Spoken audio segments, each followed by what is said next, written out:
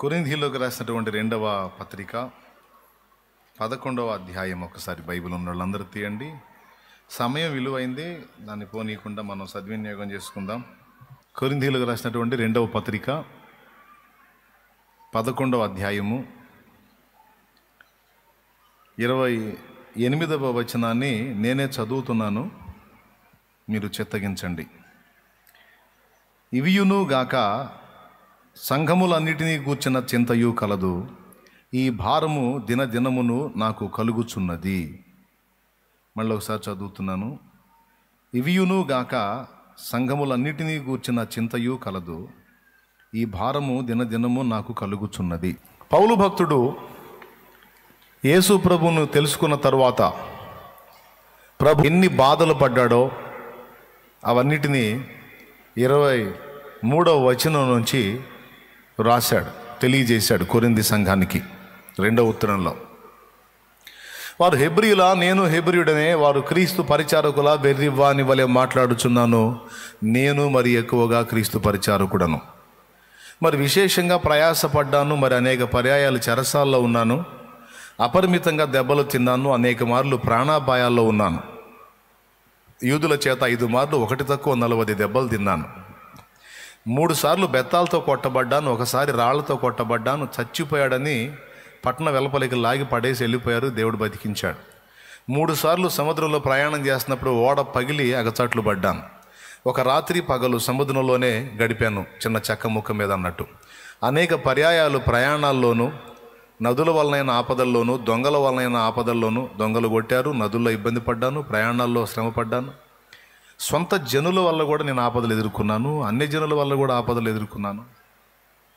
పట్టణంలో ఆపదలు ఎదుర్కొన్నాను. ప్రయాసంతో, కష్టంతో, తరచు జాగరణలతో, ఆకలి దప్పులతో, తరచు ఉపవాసాలతో, చలితో, కనీసం ఒక్కోసారి అయితే ఒంటి మీద బట్ట కూడా లేని దిగంబరత్వంతో కూడా నేను బ్రతికాను.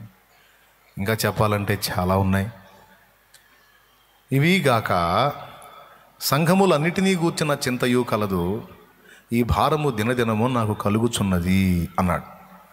బైబిల్ గ్రంథంలో చింత, విచారం అనే వాటి గురించి కొన్ని చోట్ల రాయించాడు దేవుడు. పరిశుద్ధాత్మ భక్తుల చేత రాయించాడు కొన్ని విషయాలు. రాయించాడు అంటే కంటే దేవుడే రాశాడంటే బాగుంటుంది, ఎందుకంటే ఆయన పలికించిన మాటలే కాబట్టి.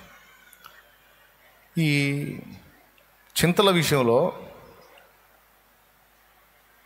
భక్తులు, దేవుణ్ణి ప్రేమించి సేవించేటువంటి భక్తులు ఏ విషయంలో చింత కలిగి ఉన్నారు అనే ఒక పరిశీలన మనం చేస్తే, ఇన్ని బాధలు పడి, ఇన్ని కష్టాలు పడి, ఇన్ని ఎగచాట్లు పడి, వాటన్నిటి గురించి తను చింత అనే పదం వాడలేదు. కానీ సంఘములన్నిటినీ గూర్చిన చింత కలదు, ఈ భారము దినదినం నాకు ఎక్కువ అవుతుంది అనే మాట వాడాడు. ఏమయ్యా, నీకు భార్య పిల్లల గురించిన చింత లేదా? నీ పని, ఉద్యోగ, వ్యాపారాలను గూర్చిన చింత లేదా? ఆర్థిక లావాదేవీలను గూర్చిన చింత లేదా? ప్రతికూలత, అనుకూలత, శరీర దౌర్బల్యం వాటిని గూర్చిన చింత లేదా? నీ ఫ్యూచర్ని గూర్చినటువంటి చింత లేదా? ఇవన్నీ మనం ప్రజెంట్ కలిగి ఉండేవి. కష్టపడి చదివినోడు ఉద్యోగం గురించి చింతపడుతుంటాడు, వయసు మించిపోతున్న వాళ్ళు పెళ్లి గురించి చింతపడుతుంటారు, అప్పుల పాలైన వ్యక్తులు అప్పుల్లోంచి బయటపడే విషయమై ఆలోచించి చింతపడతా ఉంటారు, బాధపడుతూ ఉంటారు, కృంగిపోతూ ఉంటారు. ఏదన్నా రిపోర్టు తేడాగా వస్తే, జబ్బును గురించిన రిపోర్ట్ వస్తే, ఆ జబ్బుని గురించి, జబ్బు సమస్య కొంత అయితే దాని గురించిన చింత బట్టి ఇంకా దాన్ని ఎక్కువ చేసుకుంటూ కొంతమంది కృంగిపోతూ ఉంటారు. ఇట్లా మీ చింతలన్నీ ఏంటో చెప్పండి అంటే, కొంతమంది అసలు నా గురించి ఏ చింత లేదయ్యా, నా పిల్లల గురించే చింత అంతా అని కొంతమంది అంటారు. కొంతమంది నా భర్త గురించి చింత, నా చింత అంతా అంటారు. కొంతమంది నా భార్య గురించే నా చింత అంటారు. ఇట్లా చాలామంది చాలా రకాల విషయాలను గురించి తమ చింతన వ్యక్తం చేస్తూ ఉంటారు. కానీ దేవుని సేవకుడు, దేవుని ప్రేమించి దైవ చిత్తాన్ని నెరవేరుస్తున్నటువంటి ఒక నీతిమంతుడైనటువంటి భక్తిపరుడు వేటిని గూర్చి కూడా తన చింతన వ్యక్తం చేయటల్లా. అవి ఉన్నాయా, లేవా, అయినయా, కావా, ఏంటి, నేను ఎలా ఉన్నాను, నా పరిస్థితులు ఏంటి అనే విషయాలను గురించి తనకి, తన గతాన్ని గురించి కానీ, ప్రస్తుతాన్ని గురించి కానీ, ఫ్యూచర్ని గురించి కానీ తనకి ఏ చింత వ్యక్తం చేయటల్లా. తన చింత అంతా దేవుని పని విషయంలోనూ, తాను చేసినటువంటి పరిచర్య, తను నిర్మించిన సంఘాల యొక్క క్షేమాభివృద్ధిలోనూ తన చింత, తన ఆలోచన అంతా ఉందట. దేవునికి స్తోత్రం. తన విచారం అంతా కూడా తన ఆత్మీయ పిల్లలను గూర్చి ఉంది అని పౌలు భక్తుడు మాట్లాడాడు. ఇది నేను మీకు ఎందుకు చెప్తున్నానంటే, ఒక మీకు కొంచెం నవ్వు పుట్టించే ఒక చిన్న ఎగ్జాంపుల్ చెప్తాను. ఒక అడవిలో ఓ పాస్టర్ గారు, ఒక ఫారెస్ట్ ఆఫీసర్ ఇద్దరు ప్రయాణం చేస్తున్నారంట. ఫారెస్ట్ ఆఫీసరు, ఓ పాస్టర్ గారు ఇద్దరు ప్రయాణం చేస్తున్నారు. బాగా లోపలికి వెళ్ళారు, నట్టడవిలోకి వెళ్ళారు. బాగా పొద్దుపోయింది.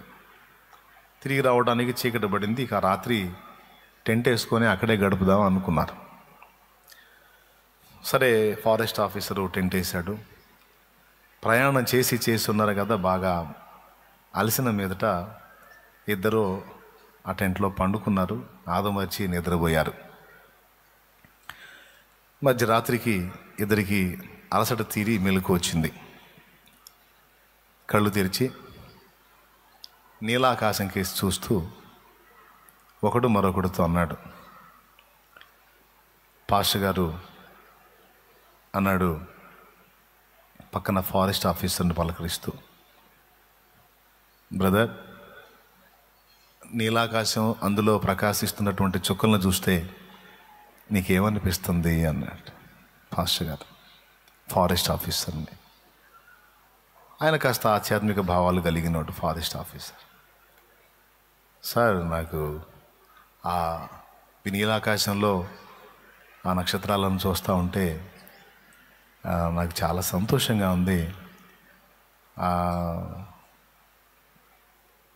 ధ్రువ నక్షత్రం, దాన్ని చూస్తూ ఉంటే తెల్లవారడానికి ఇంకెక్కువ టైం లేదనిపిస్తుంది దాని ప్రకాశం చూస్తుంటే. తర్వాత ఆ నక్షత్రాల యొక్క ప్రభావం, వాటి ప్రకాశం చూస్తూ ఉంటే మరి రాబోతున్న రోజులన్నీ కూడా మంచి ప్రశాంతమైన రోజులే అవుతాయని నాకు అనిపిస్తుంది. అంతేకాకుండా రాబోతున్న సంవత్సరాలు కూడా మంచి సంవత్సరాలు, ఆశీర్వాదకరమైన సంవత్సరాలుగా ఉండబోతున్నాయని నాకు అనిపిస్తుంది. ప్రత్యేకంగా కొన్ని నక్షత్ర రాసులను చూస్తుంటే నిజంగా ఈ సృష్టి, ఈ ప్రకృతి, ఇందులోని రమణీయత నాకు చాలా ముగ్ధ మనోహరంగా అనిపిస్తుంది సార్ అన్నాడట. అని పాస్టర్ గారు మీకేమనిపిస్తుంది అన్నాడట. అప్పుడు పాస్టర్ గారు చెప్పాడు, మనం ఇక్కడ వేసుకున్న టెంట్ ఎవడో తీసుకొని పోయాడని నాకు అర్థమైంది అన్నాడట. దేవునికి స్తోత్రం. అర్థమైందా? వాళ్ళు పండుకున్నప్పుడు ఏం వేసుకొని పండుకున్నారు? మరి మధ్యరాత్రి చుక్కలెట్ట కనపడే వాళ్ళకి టెంట్ ఎవడో తీసుకొని పోయాడు. మనం వేసుకున్న టెంట్ ఎవడో తీసుకొని పోయాడు రా, టెంట్ వెతుక్కోకుండా చుక్కల్ని వర్ణిస్తూ కూర్చున్నాను. ఇది మీకు సరదాగా నవ్వుకోవటానికి పాఠం ఏంటంటే, అవసరమైన దాని గురించి ఆలోచించకుండా అవసరం లేని వాటిని గురించి ఆలోచించటం అనేది ఒకటి చూశారు. దాన్ని శత్రువైన సాతాను తరచుగా మన దగ్గరికి తెస్తుంటాడు. ఇది పాఠం ఇది. అవసరమైన వాటిని గూర్చి ఆలోచించటం, అవసరమైన వాటిని గూర్చి చింత కలిగి ఉండటం అనే దాన్ని మనం చేయకుండా అనవసరమైన వాటిని గురించి మన ముందుకు తీసుకొచ్చి మనల్ని భంగపరుస్తూ ఉంటాడు మన శత్రువు. మొత్తానికి చింతలు కలిగి ఉంటాం కానీ, భారం కలిగి ఉంటాం కానీ అవసరమైన వాటిని గురించి కాదు, అనవసరమైన వాటిని గురించి. బైబిల్ గ్రంథంలో చూస్తే యేసు ప్రభుని ఇంటికి ఆహ్వానించిన మార్తా మరియల దగ్గర కూడా ఇదే మాట వ్యక్తమైద్ది. అక్కడ కూడా చింతపడుతున్నాం అనే మాట యేసు ప్రభు వాడతాడు. యేసు ప్రభుని మార్తా ఇంటికి ఆహ్వానించింది. ఆయనతో పాటు ఆయన శిష్య బృందం ఉన్నారు. ఇంటికి ఆహ్వానించిన తర్వాత ఆయన్ని కూర్చోబెట్టి వంటగదిలోకి వెళ్ళింది మార్త. యేసు ప్రభు మాట్లాడుతున్నాడు. మరియా అంటే మార్త సోదరి యేసయ్య పాదాల దగ్గర కూర్చొని ఆ మాటలు వింటా ఉంది. అప్పుడు కాసేపటికి పాపం మరి పొయ్యి ముట్టించి ఆ రొట్టెలు కాల్చి అందులోకి కూర తయారు చేసే పనిలో మరి ఆ పొగలు ఊపిరాడక గందరగోళమైందో ఉక్కిరి బిక్కిరి అయిందో మొత్తానికి కాసేపటికి హడావుడిగా బయటకు వచ్చింది మార్త. ఆహ్వానించింది ఆమె, ఆతిథ్యానికి పిలిచింది ఆమె. బేతనీయ సిస్టర్స్. తీరా ఆయన ఇంటికి వచ్చి కూర్చున్న తర్వాత ఆయన అక్కడ కూర్చోబెట్టి ఆ వంటగదిలో దూరింది. ఈయన మాట్లాడుతూ ఉన్నాడు. మరియా వాళ్ళ సిస్టర్ ఆయన పాదాల దగ్గర కూర్చొని వింటా ఉంది. శిష్యులు వింటా ఉన్నారు. సడన్గా వచ్చి, ప్రభువా, నేను ఒక్కదాన్నే కష్టపడుతున్నాను, నీకు చింత లేదా? ఆ అమ్మాయికి అసలు బుద్ధి ఉందా? ఇంతమంది ఇంటికి అతిథులు వచ్చారు, మరి వచ్చిన వాళ్ళని ఒట్టిగా పంపించడం ఏమైనా మర్యాద? నేను కష్టపడుతుంటే వంటగదిలో నాకు వచ్చి కొంచెం సహకరించాలి కదా, ఆడపిల్ల అయింది. ఆయన కూర్చొని నీ మాటలు వింటా ఉంటే మరి అంతా రెడీ ఎవరు చేస్తారు ఫుడ్? ఆ విషయంలో నీకు చింత లేదా అని అడిగింది. అప్పుడు యేసు ప్రభు ఒక మాట అంటాడు. అక్కడ 2 సార్లు మార్తాని పిలుస్తాడు. మార్తా, మార్తా, నువ్వు విస్తారమైన పనుల చేత అలసిపోయావు, కానీ మరియ శ్రేష్టమైన దాన్ని, ఉత్తమమైన దాన్ని ఎంచుకుంది. విస్తారమైన పనులు పెట్టుకుని అలసిపోతున్న అవసరమైంది ఒక్కటే అని ఉంటుంది ఈ పుట్టినోట్లో కొన్ని.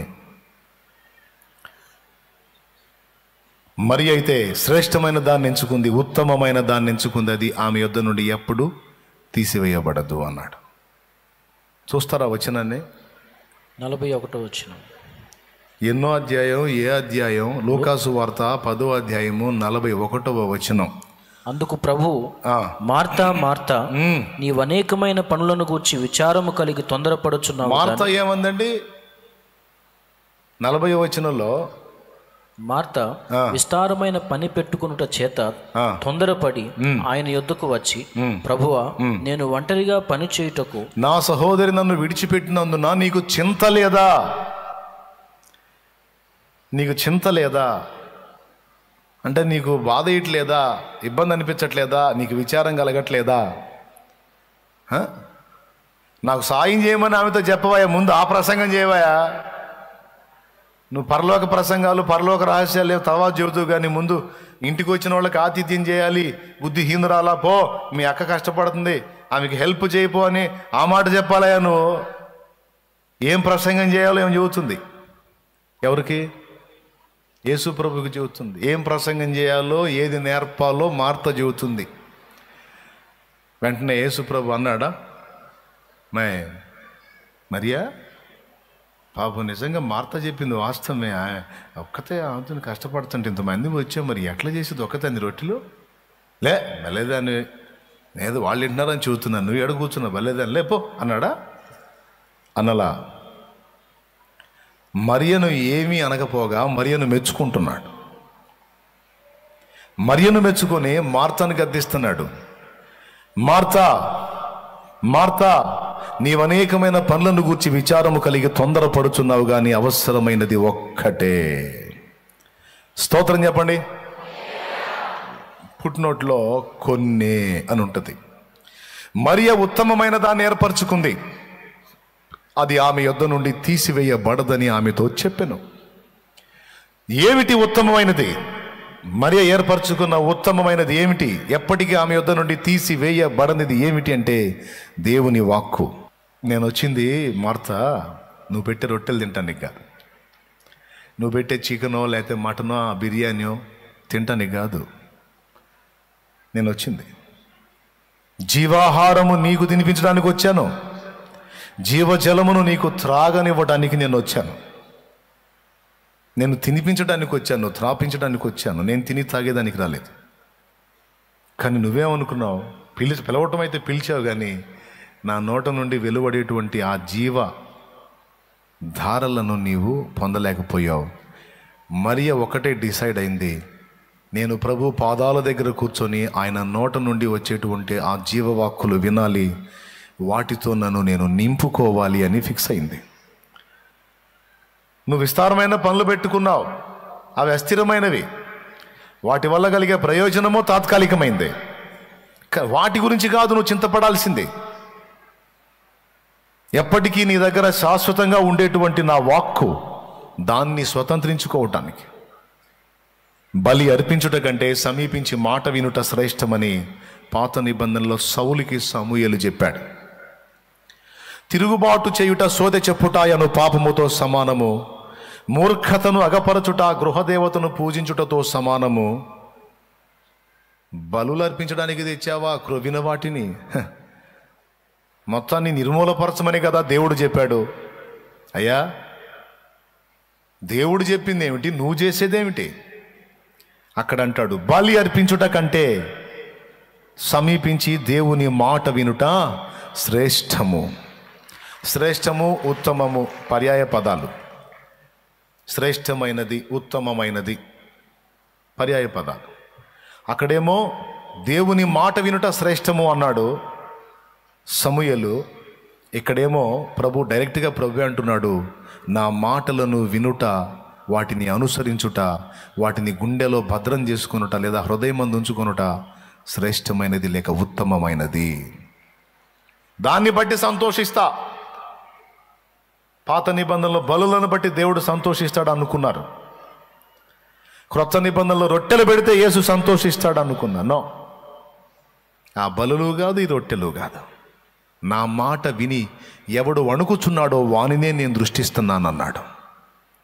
దేవునికి మహిమ కలుగును గాక. వినయం భయభక్తులు కలిగి నా మాట విని దాని కొరకు ఎవడు విధేయత చూపాలనుకున్నాడో వాని దగ్గర నేను నివాసం ఉంటానని దేవుడు మాట్లాడాడు. ఇద్దరిలో ఒకరిని మెచ్చుకొని ఒకరిని గద్దించినట్టు కనపడుతుంది. వాస్తవంగా ఇద్దరు కరెక్టే. మరియా కావాలి, మార్తా కూడా కావాలి. అంటే రెండు పనులు చేయాలి. దేవుని దగ్గర దేవుని మాటలు వినటమే కాకుండా దేవుని పని కూడా చేయాలి. కాకపోతే ఏది ముందో ఏది వెనకో చూసి చెయ్యాలి. అది పాయింట్ ఇక్కడ. నువ్వు రొట్టె పెడితే తింటాను, నువ్వు బలి అర్పిస్తే గైకొంటాను, ఆగ్రహిస్తాను ఇంపైన సువాసనగా. కానీ ముందు ఒకటి చేయాలి. నువ్వు నేనేం చెబుతున్నానో ముందు నా దగ్గర కూర్చొని నా మాటలు వినాలి. నా సంగతి ఏది నీకు అనిపిస్తే చేద్దు, కానీ ముందైతే నేను చెప్పే మాటలు వినాలి. నిజమేగా? మొట్టమొదట దేవుడు ఏం చెప్తున్నాడో ఆ సంగతులను గైకొని, వాటిని విని గైకొని, వాటిని అనుసరించడానికి తను తాను సిద్ధపరచుకున్న వ్యక్తి పంచభక్షాదులు పెట్టకపోయినా ఏదో ఉన్నంతలో దేవుణ్ణి సేవించిన దేవుడు గొప్పగా సంతోషపడతాడు. హల్లెలూయా. దేవుని మాట విని ఆ మాట చొప్పున బ్రతకాలనుకున్నాడు అబ్రహాం. సుమారు 75 సంవత్సరాల కాలం తను దేవుణ్ణి ఎరగని స్థితిలో బతికేశాడు. 75 ఏళ్లప్పుడు దైవస్వరం విని దేవుని చేత నడిపింపును పొందాడు. ఆ తరువాత ఇక తన జీవితంలో దేవుడు ఎలా చెబితే అలానే నడవాలని తన్ను తాను దేవునికి అప్పగించుకున్నాడు. అబ్రహాం సైతం ఒకప్పుడు మన వంటి సాధారణ జీవితం, మారు మనసు లేని జీవితం జీవించాడు. తర్వాత తనకి ఇంచుమించు 75 ఏళ్ల ప్రాయములో దైవస్వరం విని ఆ మాట చొప్పున నడవటానికి తన్ను తాను అప్పగించుకున్నాడు. దేవునితో నడిచిన హనోకు అంతే. దాదాపు 65 సంవత్సరాలు హనోకు కూడా దేవుని ఎరగని స్థితిలోనే జీవించాడు. తర్వాత దేవునితో నడవటం మొదలుపెట్టాడు. 300 సంవత్సరాలు నడిచాడని రాస్తుంది. ప్రియులారా, మనకి దేవుడి గురించి తెలియనప్పుడు, సత్యదేవుని గురించి ఎరగనప్పుడు మనం వేరే వేరే వాటి విషయంలో చింత కలిగి బతికాం. ఇప్పుడు దేవుణ్ణి తెలుసుకున్న తర్వాత దేవుడు చెప్పినట్లుగా మారు మనసు పొంది దేవుని మాటలను విని ఆ మాటలను గైకొని వాటి చొప్పున నడవటానికి మనల్ని మనం సిద్ధపరచుకోకుండా ఈ పై కథలు ఎన్ని చేసినా దేవుడు సంతోషపడడు. స్తోత్రం. అర్థమైందా? సంతోషపడడు.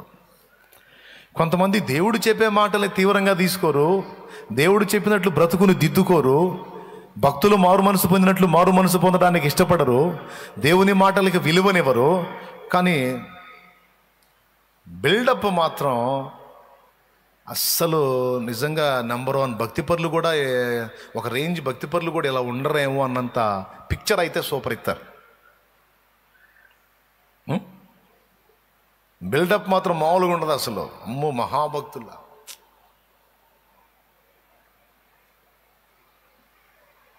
మోసపోవాల్సింది ఎవడు చూసినా. కానీ వారి జీవితంలోకి తొంగి చూస్తే పూర్తి వైరుధ్యంగా ఉంటుంది టోటల్ లైఫ్. వాళ్ళు కనపరిచే భక్తి వేషానికి వాళ్ళ దైనందిన జీవితానికి అస్సలు సంబంధం లేని బతుకుతారు. ఒక మోసపూరితమైన జీవితం, వేషధారణ జీవితం. అది మీరైనా, అది నేనైనా, ఎవడైనా ఇందులో కేటాయింపు ఏం లేదు.